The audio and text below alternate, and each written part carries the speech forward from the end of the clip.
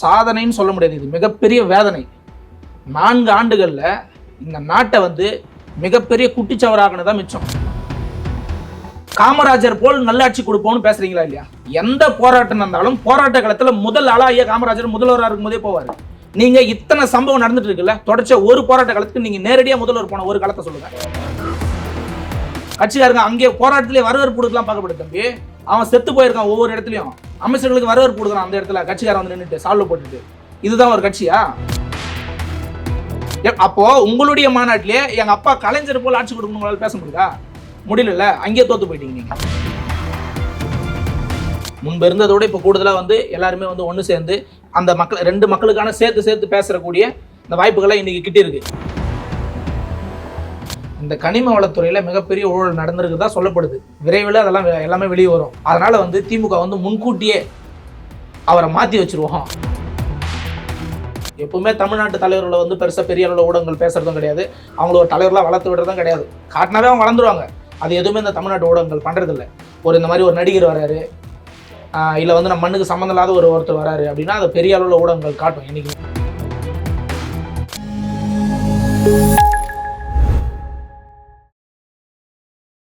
நாதஸ்மேனர்களுக்கு வணக்கம். அரசியல் பல பரபரப்பான கட்டங்களை எனக்கு நகர்ந்து கொண்டு வருகிறது. அது குறித்து விவாதிக்க நாம் தமிழ் கட்சியின் இளைஞர் பாசறை மாநில ஒருங்கிணைப்பாளர் திரு ராஜ்குமார் அவர்கள் நம்முடன் இணைந்திருக்கார். வணக்கம் சார்.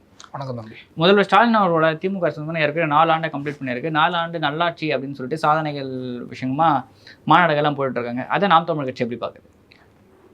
சாதனைன்னு சொல்ல முடியாது, இது மிகப்பெரிய வேதனை. 4 ஆண்டுகள்ல இந்த நாட்டை மிகப்பெரிய குட்டிச்சவராகனதான் மிச்சம். 4 ஆண்டுகள் எதை தம்பி நீங்க சாதனையா பாக்குறீங்க? அதாவது ஒடுக்கப்பட்ட மக்கள் மீது இங்க எத்தனை வன்முறை நடக்குது தெரியுமா? ஒவ்வொரு நாளும் நீங்க நாங்குநேரி சம்பவத்தை எடுத்துங்க, வேங்கை வயல் பிரச்சனை எடுத்துங்க, இந்த ஒரு மாணவன் தாக்கப்பட்டான் நாங்குநேரி, எல்லா பகுதியோட விவகாரத்தையும் நீங்க எடுத்துங்க. அப்போ எல்லா இடங்கள்லையுமே ஒடுக்கப்பட்ட மக்கள் மீது நீங்க சமூக நீதி பேசுறீங்களா? நாங்க ஒடுக்கப்பட்ட மக்களின் பாதுகாவலர்னு பேசுறீங்களா? நான் ஒண்ணு கேட்கிறேன், உங்களுடைய கட்சி மாநாட்டிலேயே காமராஜர் போல் நல்லாட்சி கொடுப்போம்னு பேசுறீங்களா இல்லையா? காமராஜரை பத்தி உங்களுக்கு தெரிஞ்சது என்ன? எந்த போராட்டம் நடந்தாலும் போராட்ட காலத்துல முதல் ஆளா ஐயா காமராஜர் முதல்வராக இருக்கும் போதே போவாரு. போய் நின்று அந்த போராட்டத்துக்குள்ள என்ன பிரச்சனைன்னு சொல்லி அவரே பேசி அவரே தீர்த்து வச்சுட்டு அந்த போராட்ட காலத்தை விட்டு போவாரு. நீங்க இத்தனை சம்பவம் நடந்துட்டு இருக்குல்ல, தொடர்ச்சியா ஒரு போராட்ட காலத்துக்கு நீங்க நேரடியா முதல்வர் போன ஒரு காலத்தை சொல்லுங்க. ஒரே ஒரு காலத்தை சொல்லுங்க, எங்க போயிருக்காரு இவர்? நாட்டோட முதல்வரா? சம்பவம் நடந்து 10 நாள் போட்டு அந்த துறை அமைச்சருங்க போவாங்க. கட்சிக்காரங்க அங்கே போராட்டத்திலே வரவேற்பு கொடுக்கலாம் பார்க்கப்படுது தம்பி. அவன் செத்து போயிருக்கான், ஒவ்வொரு இடத்துலயும் அமைச்சர்களுக்கு வரவேற்பு கொடுக்குறான். அந்த இடத்துல கட்சிக்காரன் நின்றுட்டு சால்வ் போட்டுட்டு, இதுதான் ஒரு கட்சியா? எந்த இடத்துல முதல்வர் போயிருக்காரு சொல்லுங்க. நீங்க எப்படி சொல்ல முடியும் காமராஜருடைய ஆட்சி கொடுப்போம்னு சொல்லி? காமராஜர் செல்லாத போராட்டங்களை ஏதாவது சொல்லுங்க, நீங்க சென்ற போராட்ட காலத்தை ஏதாவது ஒன்று சொல்லுங்க. சரி, இப்போ புரோட்டோகால் அந்த மாதிரி விஷயங்கள்லாம் வந்துருச்சு. துறை சார்ந்த விஷயங்கள் காமராஜர் காலத்துல இருந்த நிர்வாகமும் இப்போ இருக்க நிர்வாகமும் ஒரே மாதிரி கிடையாது. அப்ப ஏன் காமராஜர் ஆட்சி கொடுப்பீங்க? என்ன கொடுப்பீங்க? காமராஜர் ஆட்சியில கொடுத்தது நீங்க என்ன கொடுப்பீங்க? கல்வி கொடுப்பீங்களா? அவர் ஆட்சி காலத்துல இருந்த பள்ளிக்கூடத்தோட குறைவான பள்ளிக்கூடம் இருக்கு, மீதி மொத்த தனியார் பள்ளிக்கூடங்களா இருக்கு, அதை கொடுப்பீங்களா? என்ன கொடுப்பீங்க நீங்க? காமராஜர் ஆட்சி காலத்துல கொடுத்தது என்ன கொடுப்பீங்க? அவர் எத்தனை அணை கட்டிருக்காரு தெரியுமா உங்களுக்கு? அவர் இதை சொல்லுங்க தம்பி, காமராஜர் ஆட்சி காலத்துல கொடுத்தது நீங்க என்ன கொடுப்பீங்க சொல்லுங்க. அப்ப எதுவுமே குடிக்காத நீங்க எப்படி காமராஜர் ஆட்சி கொடுக்கணும்னு பேசுவீங்க? அப்போ உங்களுடைய மாநாட்டிலே எங்க அப்பா கலைஞர் போல் ஆட்சி கொடுக்கணும் பேச முடியுதா? முடியல, அங்கேயே தோத்து போயிட்டீங்க நீங்க. சரி, ஓகே சார். இதை தாண்டி பார்த்தீங்கன்னா மக்கள் பிரச்சனை இப்போது நீங்கள் சொல்லியிருந்தாங்க, நாங்கள் நேரடி சம்மந்தப்பட்ட விஷயங்கள். தலித் மக்களும் சிறுபான்மையினரும் பார்த்தீங்கன்னா திமுக அரசால் வஞ்சிக்கப்படுகிறார்கள்ன்ற மாதிரி ஒரு பார்வை இருக்குது. ஆனால் இவங்க 2 பேருக்கு திமுக தான் காவலாக இருக்குன்ற மாதிரி விஷயங்களையும் திமுக சொல்லுது. இதில் எது உண்மைன்னு சொல்லிட்டு நாம் பிரச்சனை? சிறுபான்மையினர் மக்களுக்கும் தலித்துன்னு சொல்லக்கூடாது, ஆதி தமிழ் குடி, அவங்க பறையர் குடி. அதனால அவங்கள தலித் என்ற சொல்ல நம்ம நீக்கணும். அதுல பட்டியல் இன மக்கள் நம்ம சொல்லுவோம். தலித் அதாவது பட்டியலின மக்களுக்கும் சிறுபான்மையினர் மக்களுக்கும் எல்லா இஷ்யூலையுமே திமுக எதிராக தான் நின்று இருக்கு. நல்லா சிந்திச்சு பாருங்க. இங்க இருக்கக்கூடிய சிறுபான்மையின் மக்களுக்கு நீங்க பாதுகாவலராக நின்று இருந்தா அவங்களுடைய இடஒதுக்கீட்டுல அவங்களுக்கு எவ்வளவு நீங்க கொடுத்துருக்கீங்க? 3.5. அருந்ததியர் மக்களுக்கு எவ்வளவு கொடுத்துருக்கீங்க? 3%. இது ரெண்டுமே ஒண்ணா? ஒப்பிட்டு சொல்லுங்க. நீங்க இஸ்லாமிய மக்கள் தமிழ்நாடு முழுக்க பரவலா அனைத்து மாவட்டங்களையும் இருக்காங்க. குறிப்பா மிக பரவலா இருக்கக்கூடிய மாவட்டங்களும் உங்களுக்கு தெரியும். ஆனா அந்த அளவுக்கு சம அளவுக்கு எட்ட முடியாத அருந்ததிய மக்களுக்கு அதே கொடுப்பீங்க, இஸ்லாமிய மக்களுக்கு அதே கொடுப்பீங்கன்னா நீங்க எப்படி சிறுபான்மை மக்களோட பாதுகாவலர்? நீங்க இப்ப நீங்க இஸ்லாமிய மக்களுக்கு கம்மியா கொடுத்துருக்காங்கன்றீங்களா? இல்ல அருந்ததிய மக்களுக்கு அதிகமா கொடுத்துருக்காங்க நான் சொல்லல. இஸ்லாமிய மக்களுக்கு ரொம்ப குறைவா கொடுத்துருக்காங்க. 18% இருக்கக்கூடிய ஆதி தமிழ் குடிகளுடைய இந்த இடஒதுக்கீட்டுலையுமே உள் இடஒதுக்கீடு ஏன் கொடுக்குறீங்க?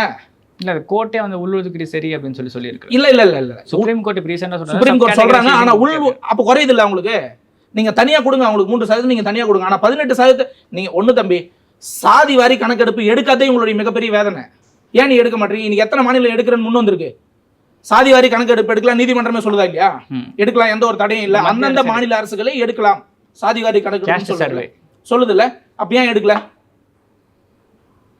ஏன் எடுக்கல அப்படின்னா, அந்த சாதிவாரி கணக்கெடுப்பு நீங்க எடுத்தீங்கன்னா இங்க இருக்கிற சாதிகளுடைய அந்த குடிகளுடைய எண்ணிக்கை தெரிஞ்சிடும். அப்போ அரசியல் அங்கீகாரமும் இல்ல அந்த குடிகளுக்கு, இடஒதுக்கீட்டுலயும் அவங்களுக்கு வேலை வாய்ப்புலயும் எங்கேயும் அங்கீகாரம் இல்லை, எதுலையுமே இவங்க இல்ல. ஆனா இந்த மொழிக்கு சம்பந்தம் இல்லாத ஆட்கள் நம்ம ஆள்ற அளவுக்கு இந்த இடத்த வந்து பிடிச்சிருக்காங்க தமிழ்நாட்டுலன்றது மக்களுக்கு வெட்ட வெளிச்சமா தெரிஞ்சு போயிடும். அதனால நீங்க இந்த குடிவாரி கணக்கெடுப்பு நடத்தல. இல்ல அப்படி எடுத்தாலுமே வந்து பாத்தீங்கன்னா அவங்களுமே தான் லிஸ்ட்ல வந்துருவாங்க. இப்ப அவங்க எவ்வளவு இருக்காங்கன்னு தெரிஞ்சதுன்னா அப்போ அவங்க இந்த மக்கள் இந்த மண்ணில் இருக்காங்கன்னா அவங்களுக்கு ரெப்ரசன்டேஷன் கொடுக்கறதுக்கான தேவைன்ற ஏற்படும். சரி தம்பி, இங்க இருக்கிற வன்னியர் மக்களோட நீங்க அதிகமா வந்துருவீங்களா? இங்க இருக்கிற பரையர்குடி மக்களோட நீங்க அதிகமா வந்துருவீங்களா? இங்க இருக்கிற நாடார் மக்களோட நீங்க அதிகமா வந்துருவீங்களா? இங்க இருக்கிற தமிழ் குடி மக்களை விட நீங்க அதிக எண்ணிக்கையில் நீங்க வந்துருவீங்களா? வர மாட்டீங்க. எடுத்து பார்த்தா வர மாட்டீங்க. வராம இருக்கிற நீங்க எப்படி இந்த நாட்டை ஆடுற உயரத்துக்கு போனீங்க? இந்த மக்கள் யாருமே ஆளல. எப்படி போனீங்க? இதுல என்ன வந்து சூட்சமா நடந்திருக்கு? இது எல்லாமே வெட்ட வெளிச்சம் போட்டு மக்களுக்கு தெரிஞ்சிடும் சொல்லி தான் நீங்க இந்த சாதி வாரி கணக்கெடுப்பு எடுக்க மறுக்கிறீங்க இப்போ வரையும். இல்லை சார், அதை தாண்டி வந்து இன்னொரு பெர்ஸ்பெக்டிவ் என்ன இருக்குன்னு பார்த்தீங்கன்னா, சாதி வாரி கணக்கெடுப்பில் ஒருவேளை இது எடுக்கப்படும் பட்சத்தில் வந்து பார்த்தீங்கன்னா, இப்போ வந்து எல்லாருமே வந்து ஓரளவுக்கு பெரிய கம்யூனிட்டி அப்படின்னு சொல்லிட்டு கிளைம் பண்ணிக்கிறாங்க. இப்போ ஒரு பக்கம் பட்டியலின மக்கள் வந்து பார்த்தீங்கன்னா தமிழ்நாட்டில் நாங்கள் தான் அதிகம் 25% இருக்கோம்ன்ற கிளைம் பண்ணிக்கிற மாதிரி தான் வந்து பார்த்தீங்கன்னா வன்னியரின மக்களும் வந்து பார்த்தீங்கன்னா கிளைம் பண்ணிக்கிறாங்க. 2 பேருமே ஈக்குவலாக கிளைம் பண்ணிக்கிறாங்க, நாங்கள் தான் அதிகமாக இருக்கும்ட்டு.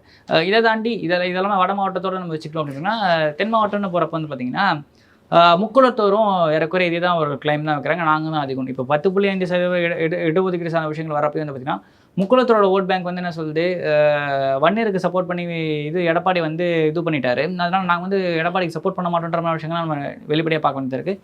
அதை அனௌன்ஸ் பண்ணதுக்கப்புறமா அதிமுகவோட ஓட்டு தென் மாவட்டங்களில் குறையிறதையுமே நம்ம பார்க்க வேண்டியது இருக்குது. டெபாசிட் உட்பட 2024 தேர்தலில் அதிமுக எழுந்துச்சு. இப்போ இந்த மாதிரியான தேவையில்லாத ஒரு குழப்பங்களுக்கு கொண்டு வந்து விட்டுருமோ அப்படின்ற ஒரு கேள்வி இதில். ஏன் அப்படின்னா இப்போ 10.5 இடஒதுக்கீடுன்றது தேவையான ஒரு விஷயம். அந்த மக்கள் வந்து பின்தங்கி இருக்காங்க, அவங்களுக்கு உள்ஒதுக்கீடு தேவைப்படுதுன்றது அவங்க கேட்குறாங்க. அந்த 20க்குள்ளே தான் அது வருது. பெருசாக அந்த பேலன்ஸ் இருக்க அந்த மற்ற கம்யூனிட்டிஸ் யாரும் எதுவும் நெகட்டிவான விஷயங்கள் சொல்லவே இல்லை. ஆனால் அப்படி இருக்கிறப்ப இது மற்ற பிசி கேட்டகரியில் இருக்க மற்ற கம்யூனிட்டி கிட்ட ஒரு தேவையில்லாத ஒரு வெறுப்புணர்ச்சி கிரியேட் பண்ணுதில்லை. இப்போ கவுண்ட் எடுத்து கொடுத்தோன்னா பார்த்தியே அவன் கம்மியாக இருக்கான், அவனுக்கு ஏன் நீ அதிகமாக கொடுத்துன்றது வரும். இதை தாண்டி எவ்வளோ ரெப்ரசன்டேஷன் இருக்குது, இவன் வந்துருவானோ அப்படின்ற ஒரு தேவையில்லாத ஒரு குழப்பங்களோ வெறுப்புகளோ மனக்கசப்புகளோ ஏற்பட்டுகிட்டே இருக்கும்ல. இல்லை தம்பி, சரியானது செய்யணும்ல. இப்போ அந்த 10.5% இடஒதுக்கீட்டிலேயே கூட முதல்வர் என்ன சொன்னார் தேர்தலுக்கு முன்னாடி, நாங்கள் வந்த உடனே வந்து அதை வந்து எடப்பாடி அவர்கள் வந்து சொன்னதோட அறிவிப்போடு சரி நாங்கள் வந்து சட்டமாக்கணும்னு சொன்னாரா இல்லையா? சட்டமாக்குனீங்களா? அது எக்ஸாக்ட் ஃபிகர்ஸ் எதில் எடுத்துக்க, அந்த ஆப்ரண்ட் ஃபிகர்ஸ் எதில் இருக்குன்றது தெரியாமல் தானே அந்த டேட்டா ப்ராப்ளம். அது சமூக நீதி பேசுகிற நீங்கள் சாதிவாரி கணக்கெடுப்பு எடுத்தால் மட்டும்தான் தெரியும். 10.5 விட இன்னும் கூடுதலாக கூட கிடைக்க வாய்ப்பு இருக்குது. நிச்சயமா கிடைக்க வாய்ப்பு இருக்கு. ரீசெண்டாக வந்து அன்புமணி பேசின ஒரு சில இடங்கள் வந்து 14% வேணும். ஏன்னா ஏற்கனவே மற்ற குடிகள் வந்து 10.5 ஏன் கொடுத்தீங்கன்னு கேட்கக்கூடாது, எங்களுக்கு ஏன் கொடுக்கலன்னு தான் கேட்கணுமே ஒழிய 10.5 நீங்க ஏன் அந்த புரிதல் வந்து கொண்டு வரணும் தம்பி மக்களுக்கு. நீங்க சொல்லணும். அப்ப நீங்க சாதிவாரி கணக்கெடுப்பு எடுத்து நான் பெரிய கம்யூனிட்டில எந்த கம்யூனிட்டி இங்க சொல்ல மாட்டாங்க. யாரோ ஒரு சிலர் செய்யற தவறுனால நீங்க வந்து எல்லாருமே நம்ம பேசிட முடியாது. தமிழ் குடிகளில் பிறந்த கம்யூனிட்டிகள் வந்து கட்டாயம் இந்த சாதிவாரி கணக்கெடுப்பு நடத்தினா இதெல்லாம் ஏற்றுக்கிட்டு இல்லை. அப்போ என்ன பிரச்சனை ஆகுதுன்னு பார்த்தீங்கன்னா, இப்போ ஒரு சப் கேட்டகரி கேள்வி வந்து பார்த்தீங்கன்னா எக்கச்சக்க மைனர் கேட்டகரிஸ் இருக்குது. இப்போ பரவலாக நம்ம எடுத்தோம்னா ஓபிசி, எஸ்சி/எஸ்டி, அதுக்கப்புறமா எம்பிசின்னு ஒரு கேட்டகரி இருக்குது தமிழ்நாட்டை பொறுத்த வரைக்கும், ஜென்ரல் கேட்டகரி. இப்போ இந்த எம்பிசி ஓபிசி ரெண்டும் சேர்த்து தான் மத்திய அரசு சார்ந்த இடஒதுக்கீட்டில் எல்லாமே ஓபிசின்னு ஓவராலாக தான் இது பண்ணுறோம். நம்மள தான் பிசி எம்பிசின்னு 2ஆக பிரிச்சிருக்கோம். இப்போ எம்பிசியில் வந்து பார்த்தீங்கன்னா 10.5 வன்னியர் கேட்குறாங்க அப்படின்னா, இதை தாண்டி மற்றவங்களும் வந்து எங்களுக்கு உள்ஒதுக்கீடு கொடுங்க, நாங்கள் இவ்வளோ பர்சன்டேஜ் இருக்குன்னு சொல்லிட்டு கேட்டு பிரிச்சுட்டே போனாங்க அப்படின்னா ஃபைனலான ஒரு வேல்யூக்குள்ளேயே நம்ம வர முடியாது. எல்லாமே சின்னதாக உடஞ்சிட்டு போயிட்டே இருக்கும்ல. அப்போ ஓவராலான அசம்ஷன்றது வரும். இப்போ ஏற்கனவே வந்து பட்டியல் வெளியேற்றம்ன்ற விஷயங்களை வந்து பார்த்தீங்கன்னா தேவேந்திர குல வேளாளர் உட்பட பல சமூகங்கள் வந்து கேட்டுட்டு இருக்கு. 7 கம்யூனிட்டிஸ் இருந்தால் தேவேந்திர குல வேளாளர் அப்படின்ற விஷயங்களை கொண்டு வந்திருக்காங்க. இப்போ அவங்க எல்லாமே பட்டியலை விட்டு வெளியேறாங்கன்னா அவங்களுக்கான இடஒதுக்கீடை வெளியே பிசிலேருந்து கொடுப்பாங்களா, இல்லை தனியாக வெளியே எடுத்து கொடுப்பாங்களா, இல்லைன்னா அதே எஸ்சிலேருந்து போகிறது தான் அங்கே அப்படியே சஸ்டெயின் ஆகுமான்ற ஒரு கேள்வி இருக்குது. இந்த மாதிரி இடஒதுக்கீடு சார்ந்த விஷயங்கள் வந்து பெரிய வந்து பார்த்தீங்கன்னா தேவையில்லாத இன்னும் குழப்பங்களுக்கு ஏற்படுத்தி விடும். இல்லை தம்பி, நாங்கள் என்ன சொல்கிறோம்னா இந்த குடிவாரி கணக்கெடுப்பு நடத்தாதனால தான் அந்த குழப்பங்களே இருக்குன்றேன். ஒவ்வொரு கம்யூனிட்டியுமே நாங்கள் அதிகமாக இருக்கோம்னு கிளைம் பண்ணுறாங்க. புரியுதுங்களா உங்களுக்கு? ஒரு கம்யூனிட்டியுமே நாங்கள் அதிகமாக இருக்கோம், நாங்கள் 2 கோடி இருக்கோம், இருக்கிறதே 8 கோடி தான், நாங்கள் 2 கோடி இருக்கோம், நாங்கள் 2 கோடி இருக்கோம்னு எல்லாருமே சொல்ல ஆரம்பிச்சிட்டாங்க. அப்போ நீங்கள் சாதிவாரி கணக்கெடுப்பு நடத்திட்டு அரசாங்கமே வெளிப்படையாக அறிவிச்சு விட்டுருச்சுன்னா, அரசாங்கமே அவங்களுக்கு தேவையான இடஒதுக்கீடுகளை கொடுத்துருச்சுன்னா, நாங்கள் பெரிய கம்யூனிட்டி அப்படின்னு யாருமே இங்கே மீசையை முறுக்க முடியாது. இல்ல. அந்த பெரிய கம்யூனிட்டியே இருக்கிற இப்போ ஒரு பர்ட்டிகுலர் ஜோன் எடுத்துட்டீங்கன்னா, இப்போ ராணிப்பேட்டை, அரக்கோணம் இந்த மாதிரி விஷயங்கள் நம்ம எடுத்துட்டோம் பார்த்தீங்கன்னா, இப்போ ஒரு கேஸ்ட் சர்வே எடுக்கிறோம். அங்கே பரவலாக யார் வந்து அதிகமாக வாழ்றாங்கன்ற நமக்கு தெரியும். 2 சமூக மக்கள் பரவலாக வாழ்றப்போ ஒருத்தவங்க வந்து அதிகமாக இருக்காங்கன்னு தெரிஞ்சுன்னா, அந்த கம்மியாக இருக்கவங்க மேலே தேவையில்லாத ஒரு வன்முறை கட்டமைக்கிறதுக்கான வாய்ப்புகள் ஏற்படுமோன்ற ஒரு கேள்வி இருக்குல்ல. இப்போ பட்டியல் சமூக மக்கள் வந்து பார்த்தீங்கன்னா, அதிகமாக இருக்கிற இடத்துல அவங்களுக்கான பிரச்சனைகள்ன்றது கம்மியாக இருக்குது. அதுவே குவான்டிட்டி அளவுகளில் கம்மியாக இருக்கிற இடத்துல வந்து பார்த்தீங்கன்னா, அவங்க மேலே எக்கச்சக்கமான அந்த வன்முறைகளோ இந்த ஒடுக்குமுறையோ வந்து பார்த்தீங்கன்னா ஆளாக்கப்படுறாங்க. இப்போ இதை வந்து நம்ம வெட்ட வெளிச்சமாக காட்டுற மாதிரி ஆகிடும். இந்த இடத்துல இவங்கெல்லாம் கம்மியாக இருக்காங்கன்னு காட்டிட்டோம்னா, அதுவே அவங்களுக்கான ஒரு பாதகமாக வந்து இல்லை தம்பி, இந்த சமூக நீதிக்கான இந்த சாதிவாரி கணக்கெடுப்பு எடுக்க சொல்றதே வந்து அவங்களுக்கான வேலை வாய்ப்புல வரும் தலைமுறையினர் வந்து முன்னேறி போகணும். நான் இடஒதுக்கீடுகள் வந்து பல்வேறு கம்யூனிட்டிகளில் வந்து இங்கே குறைவாக கொடுக்கப்படுது, அவங்களுக்கு இன்னும் முன்னகர்த்தி விடணுன்றதுக்காக மட்டும்தான் இந்த சமூக நீதிக்கான நம்ம வந்து இந்த சாதிவாரி கணக்கெடுப்பை எடுக்க சொல்கிறோம். அப்படி இருக்கும்போது நீங்கள் சொல்கிற அந்த பிரச்சனைகள் வந்து அந்த கம்யூனிட்டியில் இருக்கிற யாரோ ஒரு தவறான நபர்களால் இதை செய்யப்படுற ஒரு பிரச்சனை இது. அதனால வந்து ஒட்டுமொத்த கம்யூனிட்டியை நம்ம சொல்ல முடியாது. ஒட்டுமொத்த கம்யூனிட்டியுமே நான் சொல்ல, அந்த ஒரு சில இடங்களில் பாதிக்கப்படுறதுக்கான வாய்ப்பு அதிகமாக இருந்து பார்க்க வேண்டியது இருக்குல்ல. ஏன்னா இப்போ மானாமதுரையில் ஒரு சம்பவம் நடந்துருந்துச்சு. புல்லட் ஓட்டினதுக்காக பட்டியலின் நபரை ஒருத்தரை வெட்டியிருந்தாங்க, 2 கையுமே வெட்டியிருந்தாங்க. அதுக்கு ஆப்போசிட்டாக வந்து பார்த்தீங்கன்னா மற்ற எல்லாரும் சேர்ந்து அந்த இடத்துல ஒரு புல்லட் பேரணி ஒன்று நடத்துகிறாங்க. கடலூர் பக்கத்தில் ஒரு இடத்துல பாமகவோட கொடிக்கம்பமாக வன்னியர் சங்கத்தோட கொடிக்கம்பமாக அந்த கொடிக்கம்பம் சேதப்பட்டுருந்துச்சு. அந்த இடத்துல ஒரு சின்ன ஒரு கலவரம் இருக்குது. அப்போ கம்மியாக இருக்கிறவங்களே அதிகமாக இருக்கிறவங்க இது பண்ணுறாங்க. மெஜாரிட்டேரியன் பாலிடிக்ஸ் அந்த இடத்துல நடக்குதுன்றது பார்க்க வேண்டியதாக இருக்குல்ல. இல்லை, சாதிவாரி கணக்கு எடுப்பு எடுக்கிறதுக்கு முன்னாடி நடக்குதா இல்லையா? நடக்குது. எடுத்ததுக்கு அப்புறம் இன்னும் அதிகமாக நடக்காது. அதாவது வந்து இந்த கம்யூனிட்டிக்குள்ள இணக்கங்களை உருவாக்குற மாதிரி இன்னைக்கு வந்து பல்வேறு அந்த அமைப்புகளை சார்ந்த தலைவர்கள்லாம் வந்து இன்னைக்கு ஒன்று சேர்ந்து மாநாடுகளில் பேசுறது நம்ம பார்க்க முடியுது. முன்பு இருந்ததோட இப்போ கூடுதலாக வந்து எல்லாருமே வந்து ஒன்று சேர்ந்து அந்த மக்கள் 2 மக்களுக்கான சேர்த்து பேசக்கூடிய அந்த வாய்ப்புகளை இன்னைக்கு கிட்ட இருக்கு. அப்படி இருக்கும்போது வர காலங்களில் சாதிவாரி கணக்கெடுப்பு சொல்லி அந்த தலைவரும் சொல்றாரு, இங்க இருக்கிற தலைவரும் சொல்றாரு. அப்படி இருக்கும்போது இவர்கள் வந்து பிற்காலங்களில் நம்ம ஒற்றுமையா இருக்கணும், இந்த கம்யூனிட்டிகளுக்கான ரெப்ரசன்ட் அந்த தனித்துவம் மிக்க ரெப்ரசன்டேட்டிவான அந்த வேலைகள்லாம் அவங்களுக்கு கிடைக்கணுன்றதுக்காக மட்டும்தான் வந்து எடுக்க சொல்கிறாங்களே ஒழிய பிரச்சனைகளுக்காக இல்லை. அதுவும் இல்லாமல் அதாவது ஒடுக்கப்பட்ட சமூகமாக இருந்தாலும் சரி, இன்னைக்கு நாங்கள் தான் பெரிய சாதின்னு சொல்லிக்கிற சமூகமாக இருந்தாலும் சரி, எல்லா சமூகங்களுக்குள்ளேயுமே வந்து அந்த மாதிரியான நபர்கள் இருக்க தான் செய்கிறாங்க. இந்த கம்யூனிட்டி தான் வந்து நல்ல கம்யூனிட்டி, அந்த கம்யூனிட்டி தான் அப்படின்னு நம்ம சொல்ல முடியாது. அவர்களால் தான் இந்த பிரச்சனைகள் வருதே ஒழிய அதை நம்ம களையணும். அந்த சமூகங்களுக்கான தலைவராக இருக்கிறவங்களோ இல்லை ஒட்டுமொத்த சமூகங்களுக்கான தலைவராக நாங்கள் தான் அப்படின்னு ரெப்ரசன்ட் பண்ணிக்கிறோங்களோ, அந்த ரெப்ரசன்டேஷனே இப்போ ஒரு கேள்வி ஆகுது. இப்போ வந்து பார்த்தீங்கன்னா பரவாயில்ல, எல்லா கட்சியிலுமே வந்து பார்த்தீங்கன்னா பட்டியலின மக்களும் வன்னியரின மக்களும் இருக்காங்க. ஆனால் அப்படி இருக்கிறப்போ வந்து பார்த்தீங்கன்னா வன்னியர்களுக்கு வந்து நாங்கள் தான் கேரண்டின்னு சொல்லிட்டு பாமக கிளைம் பண்ணிக்கிறதும், பட்டியலின மக்களுக்குனா நாங்கள் தான் அப்படின்னு சொல்லிட்டு திரும்பவோ இல்லை வேற யாராவது ஒருத்தர் கிளைம் பண்ணிக்கிறது வந்து தவறான விஷயமா தான் பார்க்கப்படுது. ஏன் அப்படின்னு பார்த்தீங்கன்னா எல்லா கட்சியிலுமே ஆள் இருக்காங்க. இப்போ ஆராசா துரைமுருகன் சொல்லிட்டு எல்லா கட்சியுமே பரவாயில்ல முக்கியமான தலைவர்கள் இருக்காங்க. துணைக்குறடா வந்து பார்த்தீங்கன்னா சூரவி அவர்கள் அதிமுகவில் இருக்காரு, இவர் தம்பிதுரை இருக்காரு, சிவி சண்முகம் இருக்காரு. எல்லாமே பரவலாக வந்து இப்போ பெரிய 2 திராவிட கட்சிகளில் 2 பேருமே ஐக்கியமாயிட்டாங்க. அப்போ சமூகம் சார்ந்தும் இல்லாமல் எல்லாருமே காமனாக ஐக்கியமாயிட்டாங்க. இப்போ ஏதாவது ஒரு பட்டியலின மக்களுக்கு பிரச்சனை அப்படின்னா போய் அங்கே தீர்மானிக்கிறாரு. வன்னியர்களுக்கு பிரச்சனை போய் பாமக ராமதாஸோ அன்புமணியோ வேல்முருகன் யாரோ ஒருத்தர் நிற்கிறாங்க அப்படின்னா இந்த பெரிய கட்சியில் இருக்கிறவங்களாம் என்ன பண்ணுறாங்கன்ற ஒரு கேள்வி இருக்குல்ல. இவங்களுக்கு ரெப்ரசன்டேஷன் கொடுத்தாலுமே அவங்க அதுக்கான விஷயம் அவங்க அந்த மக்கள் பாதிக்கப்படுறப்போ கேட்க மாட்டாங்கன்ற ஒரு கேள்வி இருக்குல்ல. இல்லை, பெரிய கட்சிகளில் இருக்கிறவங்க வந்து அந்த கட்சிகளோட அமைச்சர்களே அவங்களுடைய சாதி சங்க மாநாட்டுகளில் போய் கலந்துக்கிறாங்க தம்பி எல்லாரும். நீங்கள் வந்து இங்கே தமிழ்நாட்டில் பிறந்த தலைவர்களை நீங்கள் பார்க்குறீங்க. அவங்க வந்து தன்னுடைய கம்யூனிட்டிக்கு மட்டும் நம்ம வந்து தலைவராகணும்னு வந்தவங்க கிடையாது யாருமே. ஆனால் திமுக இருக்கக்கூடிய அமைச்சர்களே KKSSRே போயிட்டு அவருடைய ஜாதி சங்க மாநாட்டில் பேசுகிறாரு. KN நேரு பக்கத்தில் சாதியை சொல்லி ஒரு மாநாட்டில் பேர் போட்டு வச்சிருக்காங்க, அழைப்பு தரல. சாதி சங்கம் நம்முடைய சாதி சங்கங்களுக்கு வந்து இந்த மாதிரி கொடுக்குறாரு, ஏதோ ஒரு பரிசுலாம் கொடுக்குறாருன்னு ஒரு போஸ்டரில் போட்டுருக்காங்க. அப்போ இந்த மாதிரி அதிகாரங்கள் இருக்கிறவங்க நடந்துக்கிட்டு சரியா? ஏன் நீங்கள் அதை பற்றி பேசவே மாட்டீங்க எப்பவுமே? இப்போ கனிமொழி அவர்கள் கூட வந்து ஒரு மாநாட்டில் நாடார் சங்க மாநாட்டில் போய் பேசுகிறாங்க. ஆனால் அவங்க பேசுகிறப்ப பார்த்தீங்கன்னா இந்த மாதிரி ஜாதி பேரை கூட போட்டுக்காதீங்கன்ற விஷயங்களை அவங்க பேசுகிறாங்க. ஆனால் அவங்க பேசுறது சாதி சங்க மாநாட்டில். அப்போ ஆட்சி அதிகாரங்களுக்குள்ள இருக்கிறவங்க பண்ணிட்டா இது வந்து வெளியே வரது இல்லை.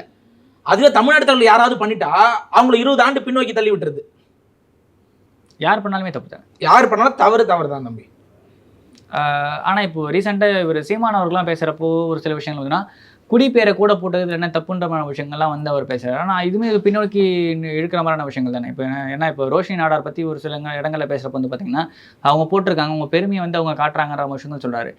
ஜாதின்றது எந்த இடத்துல ஒரு பெருமையாக போய் நிற்குதுன்ற ஒரு கேள்வி நிற்குதுல்ல. ஏன்னா ஜாதி அந்த பெருமையை நினைக்கிறப்ப தான் மற்றவனை சிறுமையாக பார்க்குற ஒரு மனோபாவமே ஏற்படுது. அப்போ இவர் அதை பெருமை அப்படின்னு சொல்றதே தவறான விஷயம் தானே. நம்ம ஏற்கனவே இதை பற்றி நம்ம தெளிவாக பேசியிருந்தோம். என்ன அப்படின்னா குடிப்பெருமையை பேசுங்க அப்படின்னு அண்ணன் சொல்ல. நீங்க அந்த காணொலியில நல்லா பாத்தீங்கன்னா தெரியும். ஏன்னா அந்த அண்ணன் பேசும்போது நான் அங்க உட்காந்து அங்கே ஆணவ படுகொலையே குடிப்பெருமை அந்த அரங்கிலேயே நான் இருந்தேன். ஆணவ படுகொலைன்றத அதோடைய தமிழ் ஆக்கம் மட்டும்தான் அண்ணன் சொன்னாரு. அதோடைய தமிழ் ஆக்கம் வந்து குடிப்பெருமை. அண்ணன் வந்து எல்லா சமஸ்கிருத சொல்லுக்குமே எப்பவுமே பேசும்போது தமிழ் ஆக்கங்களை சொல்றது வந்து வழக்கம். அப்படி சொல்லிட்டு வரும்போது ஒரு கொலையை பத்தி பேசும்போது அது வந்து ஆணவ படுகொலைன்னு சொல்றாங்க. ஆணவன்றது வந்து சமஸ்கிருத வார்த்தை. குடிப்பெருமைன்ற குடிப்பெருமையில தான் அவன் கொலை பண்றான்றது தான் சொல்றாரு. தமிழாக்க தான் செஞ்ச வழி நீங்க போய் குடிப்பெருமையில கொலை பண்ணுங்கன்னு சொல்லல. ஒண்ணு. அடுத்தது ரோஷினி நாடார் வந்து தங்களோட பேருக்கு பக்கத்துல நாடார்னு போட்டுக்கிறாங்க, அதுல தவறு இல்லை அப்படின்னு அண்ணன் பேசுனது வந்து போட்டுக்குங்க அப்படின்னு சொல்லல. நாடார்ன்றது வந்து பனையேறி சமூகமா இருந்தது. அவங்க சுமந்து வந்த இழிவுகள், அவங்களுடைய சமுதாயத்தை சொல்லி இப்படிலாம் எங்களை இழிவுபடுத்தினாங்க, இப்படிலாம் நாங்க இருந்த ஊர்ல இப்படிலாம் பண்ணாங்கன்னா ஒரு புத்தகத்துல அவங்களுடைய வரலாறு எழுதுறாங்க. எழுதும் போது இப்படிலாம் எங்களை பண்ணிருக்காங்க, இப்படிலாம் நாங்க கொடுமை அனுபவிச்சிருக்கோம் அப்படின்னு அவங்க சொல்லிட்டே வரும்போது, நான் சொல்லிடுறேன், சொல்லிட்டே வரும்போது அப்படிப்பட்ட இழிவுகள் தாத்தா ரெட்டைமலை சீனிவாசன் சொல்ற மாதிரி யாராவது உன்னை பறையன்னு சொன்னா ஆமா நான் தான் எந்திரிச்சு நில்லு. அந்த சொல்லு ஏன் நீ இழிவா நினைக்கிற? அது உன்னை எழுச்சியா ஒரு எழுச்சி சொல்ல நினை, அது ஒரு பெருமையானு சொல்ல, பெருமைன்னு சொல்ல, அதாவது அதை இழிவான சொல்ல நினைக்காதுன்றதான் அவர் சொல்ல வர்றாரு. அந்த மாதிரி அந்த அம்மா சொல்றாங்க, ரோஷினி நாடார் வந்து என்ன சொல்றாங்கன்னா, என்ன இப்படிலாம் இழிவா பண்ணாங்க, அதனால வந்து அது ஒரு இழிவான சொல்லா வந்து இந்த சமூகத்துல பார்க்கப்பட்டிருக்குது அப்படின்னு சொல்ல வந்துட்டு அதை வந்து நான் அப்படி பார்க்க மாட்டேன், அது பெருமையான சொல்லா நான் நினைக்கிறேன் அப்படின்னு சொல்றாங்க. நம்ம ஃபஸ்ட் ஸ்டாண்டர்ட் படிக்கிறோம், ஃபஸ்ட் ஸ்டாண்டர்ட்லாம் முடிச்சுட்டு கடைசியாக டிகிரி முடிச்சுட்டு வந்துடுறோம். நான் ஃபஸ்ட் ஸ்டாண்டர்ட் படித்தேன் அப்படின்னு நம்ம சொல்லிகிட்டே இருக்க போகிறது கிடையாது. ஓகேவா? இப்போ ஜாதி ஒரு இனிஷியல் ஸ்டேஜில் ஜாதி சார்ந்த விஷயங்கள் ஒரு நடக்குது, ஒரு அடக்குமுறை ஒடுக்குமுறை நடக்குதுன்னா அது இனிஷியல் ஸ்டேஜ் நடந்துச்சு. இப்போ பெருசாக யாரும் வந்து பார்த்தீங்கன்னா நாடார் சமூக மக்களை இழிவாக பேச போகிறது கிடையாது. ஒரு சில விஷயம் ஓரளவுக்கு ஒரு மதிப்புமிக்க இடத்துல எல்லாருமே வந்தாச்சு. எந்த சமூகமும் இப்போ மதிப்பு இல்லாத இடத்துல இருக்கிறதுல ஒரு சில இடங்களில் ஒரு சில நிர்பந்தங்களாக அது அப்படி இருக்குது. அப்படி இருக்கிறப்ப நம்ம ஆல்மோஸ்ட் எல்லாமே வந்துட்டோம், ஒரு செட்டுக்கு வந்துட்டு இருக்கப்பறம் திருப்பி நம்ம அதை பற்றி பேசணுன்ற ஒரு தேவை இருக்கான்ற ஒரு கேள்வி இருக்குல்ல. வாய்ப்பு மறுக்கப்படுறவங்க பேசினா சரி ஓகே ஒரு நியாயம் இருக்குது. மேபி இந்த மாதிரி இழிவுகளை சுமந்து வந்த மிகப்பெரிய வரலாறு படித்த அண்ணல் அம்பேத்கர் அவர்கள் என்ன சொல்கிறாருன்னா, நீ சுமந்து வந்த வழிகளை மறந்துட்டுனா உன்னால் வரலாறையே படைக்க முடியாதுங்கிறாரு. நீ சுமந்து வந்த வழிகளை நீ திரும்பி பார்க்கல, நீ அதை நினைக்கல, நீ அதை வந்து ரியலைஸ் பண்ணல அப்படின்னா அதுல வந்து நீ வரலாறே படைக்க முடியாது அப்படின்றாரு. அதனால வந்து அவங்க சுமந்து அந்த வழியை தான் சொல்றாங்களே ஒழிய அவங்க வந்து அதை நாடார்ன்றத பெருமையா சொல்லல. ஓகே, அது என்ன அப்படின்னா இதே அம்பேத்கர் நீங்க சொன்னாலும் நான் சொல்றேன், சுமந்த வந்த வழிகள் சார்ந்த விஷயங்களும் அதை எப்படி மாற்ற முடியும்னு சொல்லிட்டு கல்வியை ஒரு ஆயுதமா அவர் கொடுத்தாரு. சார்ந்து கற்பி ஒன்று சேர் புரட்சி செய்கிற மாதிரி விஷயங்கள்லாம் எல்லாமே சொல்லிட்டு போயிட்டார். அந்த அம்பேத்கர் எங்கேயுமே அவரோட பேர் பக்கத்துல ஜாதி போட்டுக்கிறதே கிடையாது, அது பெருமையா அவர் சொன்னதே கிடையாது. குறிப்பிட பேருந்த விஷயம்னா பெருமையாக அவர் சொன்னதே கிடையாது. இங்கே ஒரு சில அமைப்புகள் வந்து அம்பேத்கரை ஜாதி வச்சு அடையாளப்படுத்தி அதை பெருமையாக இவங்க கொண்டாடுற பட்சத்தில் அதோட அறியாமை தான் நம்ம சொல்ல வேண்டியதாக இருக்குது. ஆனால் அந்த அம்பேத்கர் இந்த இடத்துல வந்து ஜாதி இப்போது அவர் நினச்சிருந்தாருன்னா, நான் படிச்சிட்டேன், இப்போ நான் என் சமூகத்தில் நான் இவ்வளோ பேர் ஆள் ஆகிட்டேன், அதனால் என் பேர் போட்டுக்கிறேன், அதுக்கப்புறம் இந்த பேர்னால வந்து எல்லாரும் பெருமை அடைஞ்சிருவாங்கன்றதுலாம் கிடையவே கிடையாது. அவர் கஷ்டப்பட்டு உழைச்சாரு, அவர் அந்த இடத்துக்கு வந்தார், அந்த ஜாதின்ற விஷயத்தை அவர் தூக்கி போட்டார். அதே மாதிரி தான் இப்போ ஆல்மோஸ்ட் இருக்க தமிழ் சமூகம் அனைத்துமே ஓரளவுக்கான ஒரு வாய்ப்பை நோக்கி நகர்ந்துட்டோம். இந்த இடத்துல ஜாதி நம்ம தமிழ்நாட்டில் போட்டுக்கிறது கிடையாது. இப்போ ரீசெண்டாக வந்திருந்த இந்த ஐஏஎஸ் யூபிஎஸ்சி முடிச்சுட்டு அந்த பாஸ் லிஸ்ட்லேயுமே பார்த்துருந்தீங்கன்னா அந்த லிஸ்ட்டில் வந்து பார்த்தீங்கன்னா ஜாதி பேர் போடாத ஒரு குரூப் அப்படின்னு பார்த்தீங்கன்னா தென் ஆந்திரா மற்றும் தமிழ்நாட்டை சேர்ந்தவர்கள் தான் ஜாதி பேர் போடாதவங்க. கேரளாலேருந்து வரவங்க ஒரு சில பேர் ஜாதி பேர் இருந்தாலும் ஒரு சில பேர் தான் நியூட்ரான பேராக இருக்குது, குடும்ப பேரோட சம்மந்தப்பட்ட விஷயங்களாக இருக்குது. அப்படி இருக்கிறப்ப நம்ம அந்த ஈவிடம் தாண்டி வந்துட்டோம்ல. இன்னுமே அப்படி ஒரு வழி நான் வேதனையை அனுபவிச்சேன் அப்படின்னு சொல்றது தவறான விஷயம் தானே. இல்லை, அந்த கூட்டத்திலையுமே கூட வந்து சாதி பேரை போட்டுக்குன்னு அண்ணனே கூட சொல்லலை. அவர் போட்டிருக்கிறதுனால சில பேர் வந்து இப்படி சொன்னதுனால அண்ணன் கேட்டிருக்கிறாரு. அப்புறம் நான் இப்படி சுமந்து வந்த வழியை நான் அது இழிவா நினைக்கூடாதுன்றதுக்காக போட்டேன்னு அவங்க சொன்னாங்கன்றதா சொன்னேன். நீங்க போட்டுங்க, அவங்க போட்டிருந்தது சரின்னு அண்ணன் சொல்லல. நீங்க அதை இன்னும் தெளிவா இல்ல பெருமைன்னு சொல்லல. நீங்க அந்த காணொலி தெளிவா ஒரே கூட்டம் தான் இது, ரெண்டுமே சொல்றேன். அவங்க சுமந்து வந்த வழியை சொல்றாரு, அது இழிவான சொல் இல்ல. தாத்தா ரெட்டைமலை சீனிவாசன் சொன்ன மாதிரி தாத்தா பறையன்னு ஒரு 4 இதழ் நடத்துறாரு. அப்போ அது இழிவான சொல் இல்ல, பெருமையான சொல்லாவும் சொல்ல தேவையில்லை அப்படின்னு தான் சொல்றாங்க அந்த கூட்டத்துல. அதை நீங்க நுட்பமா பாருங்க. தமிழ்நாட்டில் வந்து பார்த்தீங்கன்னா அமைச்சரவை மாற்றம் அடிக்கடி நகருது அப்படின்னா அது அதிமுக ஆட்சியில் தான் இருக்கும். ஆனால் இப்போ திமுக ஆட்சியிலையுமே வந்து பார்த்தீங்கன்னா அது பரவலாக வந்து இப்போது வர ஆரம்பிச்சிச்சு. ஃபஸ்ட்டு வந்து பார்த்தீங்கன்னா பிடிஆர் உட்பட பல பேர் மாறி இருந்தாங்க, டிஆர்பி ராஜா உள்ளே சேர்த்துருந்தாங்க. திடீர்னு உதயநிதி ஸ்டாலினுக்கு வந்து பார்த்தீங்கன்னா துணை முதல்வர் போஸ்டிங் கொடுத்தது. மனோ தங்கராஜை வெளியே அமைச்சது, நாசரை வெளியே அமைச்சது, இந்த மாதிரி பல விஷயங்கள் மாற்றி மாற்றி நடந்துச்சு. இப்போ ரீசெண்டாக வந்து பார்த்தீங்கன்னா அமைச்சர் ரகுபதிக்கும் துரைமுருகனும் இருக்க அந்த மினிஸ்டர்ஸ் வந்து பார்த்தீங்கன்னா ஸ்வாப் பண்ணியிருக்காங்க. திடீர்னு இந்த அமைச்சரவை மாற்றதுக்கான காரணம் என்னன்னு நினைக்கிறீங்க? இந்த கனிம வளத்துறை கொடுத்துருந்தாங்க, நீர்வளத்துறையோட கூடுதலாக கனிம வளத்துறை பார்த்துட்டு இருந்தாரு. இந்த கனிம வளத்துறையில மிகப்பெரிய ஊழல் நடந்திருக்குதா சொல்லப்படுது. விரைவில் அதெல்லாம் எல்லாமே வெளியே வரும். அதனால வந்து திமுக வந்து முன்கூட்டியே அவரை மாற்றி வச்சிருவோம். ஏன்னா அவரும் வந்து கிட்டத்தட்ட ரொம்ப வயதாகிட்டாரு. கனிம வளத்துறைன்றது மிகப்பெரிய துறை. சட்டத்துறையில் ஒன்றும் பிரச்சனை இல்லை, ஏன்னா அதில் வந்து எல்லாமே ஏற்கனவே படிச்ச. அப்படின்னா அதிமுக ஆட்சியில் இருக்கிறப்போ தாது மணல் கொள்ளைன்னு சொல்லிட்டு ஒரு பெரிய விஷயத்தை பற்றி பேசியிருந்தோம். அது பெரிய ஒரு ஊழலாக பேசப்பட்டுச்சு. ஆனால் திமுக ஆட்சி வந்ததுக்கப்புறமா அது மேலே நடவடிக்கை எடுப்பாங்கன்னு பார்த்துருந்தோம். அதை பற்றி எந்த ஒரு அறிகுறியுமே இல்லை. அதுக்கப்புறமா திமுக ஆட்சிக்கு வந்ததுக்கப்புறமா துரைமுருகன் இந்த கனிம வளத்துறை சார்ந்த பல இடங்கள் வந்து பார்த்தீங்கன்னா இடி ரைடு நடத்திருக்கீங்க. 7 கலெக்டருக்கு வந்து பார்த்தீங்கன்னா சம்மன் கொடுத்துருந்தாங்க இந்த விஷயமா இது பண்ண சொல்லி. இதெல்லாம் நடக்கிறப்போ அப்போல்லாம் மாற்றப்படாதவர் இப்போ திடீர்னு மாற்றப்படுறதுக்கான காரணம் என்ற ஒரு கேள்வி இருக்குது. திடீர்னு மாற்றப்படுறாருன்னா அது வந்து கிட்டத்தட்ட அந்த நீங்கள் சொல்கிற அந்த இஷ்யூ வந்து இப்போ பெருசாகிற கண்டிஷன் வந்துருச்சு. இதில் எங்கே வந்து இப்போ துரைமுருகன் மாட்டிக்க போகிறாரு அப்படின்னு சொல்லி முன்கூட்டி அவருக்கு ஏற்கனவே உடல்நிலை வர சரியில்லை. இன்னும் கொஞ்ச நாளில் வந்து ஐயா வந்து இடைத்தேர்தல் கூட அந்த தொகுதிக்கு வரலாம். ஏன்னா அவர் வந்து ஏன் சொல்கிறான் அப்படின்னா இது விளையாட்டு. ஏன் கேளுங்க, ஏன் சொல்கிறேன் அப்படின்னா அந்த தொகுதியில் வந்து அவங்க பண்ணாத அட்டுழியுமே கிடையாது. நான் பக்கத்தில் இருந்தாலும் சொல்கிறேன். காட்பாடியில் அவருடைய மகன் நிற்கிறாரு, துரையானந்த் கதிரானந்த். பல லட்சங்களை பிடிக்கிறாங்க, பல கோடிகளை அவர் வந்து தேர்தலுக்கு செலவு பண்ணதா சொல்லப்படுறாங்க. தேர்தல் அதனால நிறுத்தி வைக்கப்பட்டு இன்னொரு மாட்டு தேதி அறிவிக்கப்பட்டே நடந்தது அவங்களுக்கு. அது 2019. அப்படி அவர் என்ன பண்ணீங்க, தகுதி நீக்கம் தானே பண்ணோம். வேற ஒரு அவருக்கு வந்து வேட்பாளரை நிக்கிறதுக்கு தகுதி இல்லைன்னு தானே அறிவிக்கணும் நீங்க. இல்ல அவர் இடத்துல பணம் பிடிபட்டுச்சு, அதுக்கான காமிச்சாங்களா இல்லைன்னு அவங்க எதுவும் சொல்லவே இல்லை. ஆனா நிறைய முறைகேடு நடக்குதுன்னு சொல்லிட்டு எலெக்ஷனை மொத்தமா ஹோல்ட் பண்ணிட்டாங்க. நிறைய முறைகேடு நடந்தது இவங்களுடைய குடும்பம் தான். இவரும் இவருடைய மகன் இவர் சார்ந்த கட்சிக்காரங்க தான் காட்பாடியில் மிக அதிக அளவிலான முறைகேடுகள் நடத்திருக்கிறாங்க. அப்படி நடத்தி இவங்களை வந்து தகுதி இல்லாத வேட்பாளர்னு இவங்களை அறிவிக்கவே இல்லை. திரும்ப இவரே வேட்பாளர். காட்பாடியில் வேலூர் அந்த பக்கம் முழுக்க வந்து அரசு அலுவலில் தலையிடுறது, எல்லா கான்ட்ராக்டு எல்லாத்துலேயுமே இவர் தான் துரைமுருகன் தான் இருப்பார். ஆனால் இவர் சென்னையிலே இருப்பார். சென்னையில் உட்காந்துட்டு காட்பாடியில் ஆட்சி நடத்துறாரு. தொகுதிக்கே போகிறது கிடையாது. கனிம வளத்தில் மிகப்பெரிய ஊழல் விரைவில் இவரது வெளியே வரும். அதனால என்ன பண்ணுறாங்க, முன்கூட்டியே அவரை துறையை மாற்றி வச்சிடறாங்க. சட்டத்துறைக்கு மாற்றிடுறாங்க. இப்போ கொஞ்சம் அமைதியாக இருப்பார். பாமகவோட மாநாடு பரவலாக வந்து பார்த்தீங்கன்னா விஜய் அவர்கள் வந்து மாநாடு நடத்தினப்போ வந்து எல்லாருமே வந்து ஆஹா ஓஹோ அப்படின்னு சொல்லிட்டு பேசியிருந்தாங்க. விஜயோட மாநாட்டை எல்லா நியூஸ் மீடியாவும் கவர் பண்ணிட்டுருச்சு. ஆனால் பாமக மாநாடை யாருமே கண்டுக்கலையோ அப்படின்ற ஒரு கேள்வி இருக்குல்ல. ஏன்னா விஜய் அவர்கள் கூட்டத்தை விட அதிகமான கூட்டின மாதிரியான செய்திகள்லாம் வெளியாக இருந்துச்சு. ஆனால் அது யாருமே எடுத்து பேசலையோன்ற ஒரு விஷயம் வந்து கேள்விக்குறியாக இருக்குல்ல. கண்டிப்பாக நீங்கள் சொன்னது உண்மைதான். இந்த பாமக மாநாடு வந்து 12 ஆண்டுகளுக்கு அப்புறம் நடந்ததா சொல்லப்படுறாங்க. 12 ஆண்டுக்கு அப்புறம் இந்த மாநாடு நடந்து சித்திரை மாநாடு அப்படின்னு சொல்லி இந்த முறை ரொம்ப வித்தியாசமாக பண்ணி இவங்க விஜய் அவர் மாநாடு பார்த்தீங்கன்னா ஒரு பாக்ஸ் டைப்பில் போட்டிருந்தாங்க அந்த மாநாடுடைய திடலை. ஆனால் இவங்க பார்த்தீங்கன்னா ஒரு செவ்வக வடிவில் போட்டிருந்தாங்க. மிகப்பெரிய மாநாடு பரவலாக காட்டிட்டு இருந்தாங்க. அதனால் கூட்டம் வந்து பரவலாக காட்டுறதுனால விஜய் மாநாட்டை விட குறைவாக இருந்த மாதிரி தான் மீடியாலாம் காட்டுது. ஆனால் விஜய் நடத்துகிற மாநாட்டோட அதிகமான கூட்டம் வந்து பாமகவுடைய மாநாட்டில் இருந்தது. ஆனால் என்ன அப்படின்னா ஒரு 10 கிலோமீட்டருக்கு வந்து வண்டிங்களே மாநாட்டுக்கே வந்து சேரல, வண்டிங்க மொத்தம் நின்றுச்சு. அந்த அளவுக்கு வாகன நெரிசல்லாம் இருந்தது அப்படின்னு சொல்லப்படுது இந்த மாநாட்டுக்கு. ஆனால் இதெல்லாம் ஊடகங்கள் காட்டாது. எப்பவுமே தமிழ்நாட்டு தலைவர்களை வந்து பெருசாக பெரிய அளவில் ஊடகங்கள் பேசுறதும் கிடையாது, அவங்கள ஒரு தலைவர்களாக வளர்த்து விடுறதும் கிடையாது. காட்டினாவே அவங்க வளர்ந்துருவாங்க. அது எதுவுமே இந்த தமிழ்நாட்டு ஊடகங்கள் பண்ணுறதில்ல. இந்த மாதிரி ஒரு நடிகர் வராரு, இல்லை வந்து நம்ம மண்ணுக்கு சம்மந்தம் இல்லாத ஒருத்தர் வராரு அப்படின்னா அது பெரிய அளவில் ஊடகங்கள் காட்டும் என்றைக்குமே. ஏன்னா அதனால் அவங்களுக்கு லாபங்கள் இருக்குது, ஏதாவது இருக்குது. ஆனால் தமிழ்நாட்டு தலைவர்களை காட்டுறதுனால ஊடகங்களுக்கு எந்த லாபமும் இல்லை, அதனால் காட்டாது. ஆனால் அதுலேயுமே ஒரு கேள்வி இருக்குல்ல, ஏன் இவங்க காட்ட மாட்டேறாங்க ஒரு கேள்வி இருக்குது. ஊடகங்கள் வந்து பார்த்திங்கன்னா முக்கியமான விஷயம் 10.5% இடஒதுக்கீடு சார்ந்த விஷயங்கள் தொடர்பாக நாங்கள் போராட்டம் பண்ண போகிறோன்ற மாதிரி விஷயங்கள்லாம் ராமதாஸ் அறிவிக்கிறாரு. ஆனால் அதெல்லாம் வந்து பெருசாக ஏன் டிஸ்கஷன் மெட்டீரியலாக கூட வரமாட்டேங்கிற ஒரு கேள்வி இருக்குது. ஆனால் இப்போது சீமான் அவர்கள் சொல்லிட்டு இருந்தார், ஐயா கூப்பிட்டாருன்னா நாங்கள் போய் அந்த மாநாட்டில் பேசுவோம் அப்படின்ற விஷயம் சொல்லியிருந்தாரு. ஏன் கூப்பிடலையான்ற ஒரு கேள்வி இருக்குல்ல. இல்லை, கட்சியோடைய நிர்வாகிகள் வந்து அண்ணனை அழைக்கிறாங்க. அது ஐயா மேலே இருக்கிற மரியாதை நிமித்தமாக அண்ணனை கேள்வி கேட்க தான் அண்ணன் சொல்கிறாரு.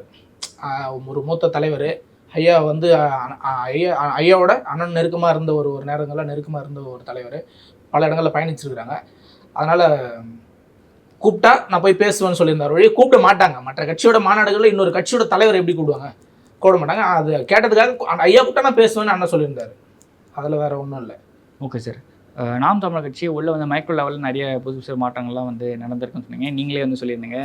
இதில் வந்து ஒரு 110 பேருக்கு பொறுப்பு போட்டிருக்காங்கன்ட்டு. இந்த 110 பேர் என்ன பண்ண போகிறீங்க? என்னமான வியூகத்தை வந்து அடுத்த தேர்தலுக்கு நீங்கள் வச்சுருக்கீங்க? நாம் தமிழர் கட்சி வந்து இன்றைக்கி அண்ணன் கிட்டத்தட்ட 3 லட்சம் நிர்வாகிகளை தமிழ்நாடு முழுக்க அறிவிச்சிருக்காரு. லட்சக்கணக்கான நீங்கள் வந்து ஒருத்தர் வெளியே போனால் கூட அது ஒரு மிகப்பெரிய விஷயமா இங்கே இருக்கக்கூடிய ஊடகங்கள் காட்டுது. ஆனால் வந்து நாம் தமிழர் கட்சியில் இந்த குறுகிய இந்த ஒரு 2-3 மாதங்களில் 3 லட்சம் நிர்வாகிகளை தமிழ்நாடு முழுக்க அறிவிச்சிருக்காரு. அதன் அடிப்படையில் வந்து பார்த்தீங்கன்னா எங்கள் ஷோலிங்கர் சட்டமன்ற தொகுதியில் கிட்டத்தட்ட 110 நிர்வாகிகளை அண்ணன் அறிவிச்சிருக்காரு. 110 பேர் புதிய நிர்வாகிகளை அறிவிச்சிருக்காரு. மாவட்ட பொறுப்பாளர்கள், மாநில பொறுப்பாளர்கள் அப்படின்னு சொல்லி 110 பேர் அறிவிச்சிருக்காரு. இந்த ஒவ்வொருத்தருக்குமே வந்து மிகப்பெரிய வேலை திட்டங்களை கொடுத்துருக்காரு. அண்ணா என்ன சொல்கிறாரோ அந்த வேலை திட்டங்கள் நாங்கள் எங்கள் தொகுதியில் செஞ்சு மிகப்பெரிய ஒரு மாற்றத்தை ஷோலிங்கர் தொகுதியில் கொண்டு வருவோம். ஏன் அப்படின்னா கட்சி ஆரம்பித்த காலகட்டத்தில் நீங்கள் பார்த்தீங்க 4 பேர் 10 பேர் 20 பேர் வந்து ஓட்டு கேட்க போகும்போதே மிகப்பெரிய 17,500 ஓட்டு ஒரு தொகுதியில் எடுத்தோம். எந்த ஒரு வாக்குக்கு பணம் கிடையாது, ஒரு சாராயம் கிடையாது, எந்த ஒரு பண பின்புலம் கிடையாது, எதுவுமே இல்லை. ஏதோ ஒரு ஏழை எளிய மக்களுக்கான ஒரு வாய்ப்பு கொடுக்குறாரு. நம்மளும் வந்து மக்களுக்கு உழைக்கணுன்ற எண்ணத்தில் வரோம். நாம் தமிழ் கட்சியில் வேட்பாளராக நின்று 17,500 வாக்கு வாங்க முடியுது அப்படின்னா இந்த முறை பொறுப்பாளரே 110 பேர்.